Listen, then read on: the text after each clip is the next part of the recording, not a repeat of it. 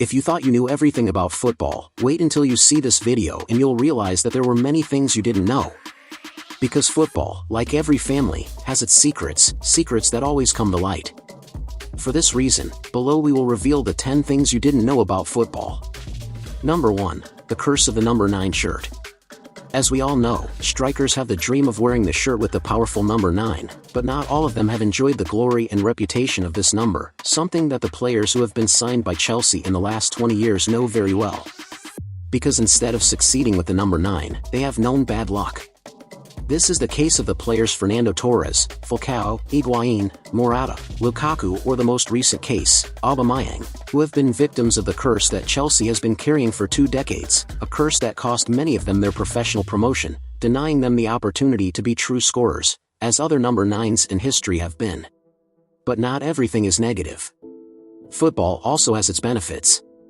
That is why, in number 2 are the luxury cars that footballers receive totally free. That's right, free cars. This is one of the great benefits that football players have, driving high-end vehicles without paying a single cent. This is thanks to the fact that many car companies sponsor the main clubs in the world, as has Audi, who gave a car to each of the players in the Barcelona squad, where each one had the opportunity to choose the model and color they wanted. Most of them chose the black Q7 Sport SUV, but Neymar was the most daring and chose the brand's most expensive car, the RS7 Sportback sports car.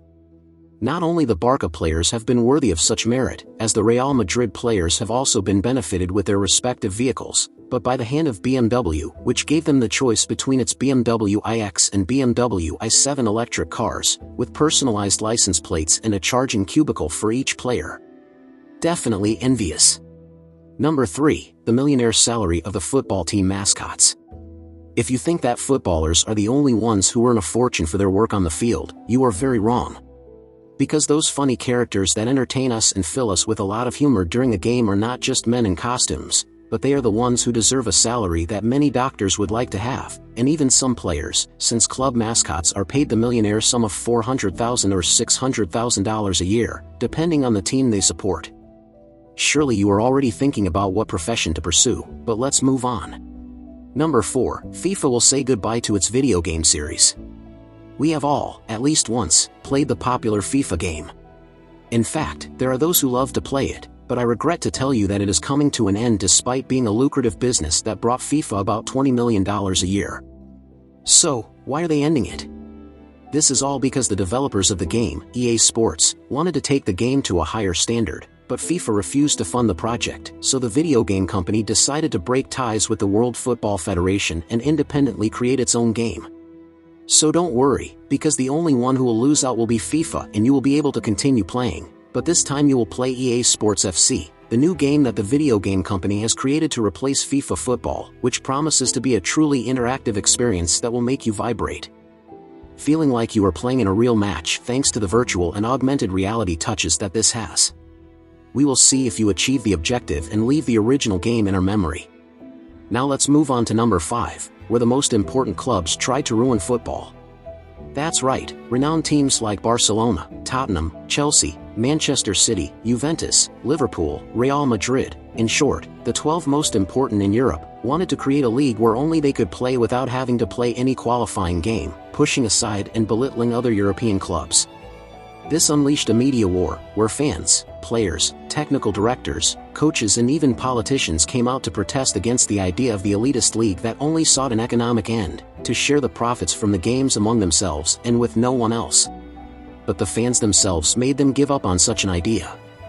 Well, despite the COVID-19 pandemic, they took to the streets and took over the stadiums of these teams, even almost burning them down as a protest to get them to leave the elite European league behind.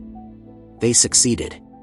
Although I still imagine what the fabulous matches of this league would have been like if it had been held. But, since the fans are absolutely right, they must be listened to, because otherwise, the stadiums would be empty and the teams without a single coin in their pockets. And speaking of the fans, it is better that no one messes with them, because in position number 6, fans are upset with their team to the point of wanting to burn them down.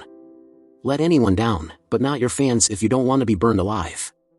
Like a popular French team that lost not just one game, but its place in the first league, making it drop to the second league.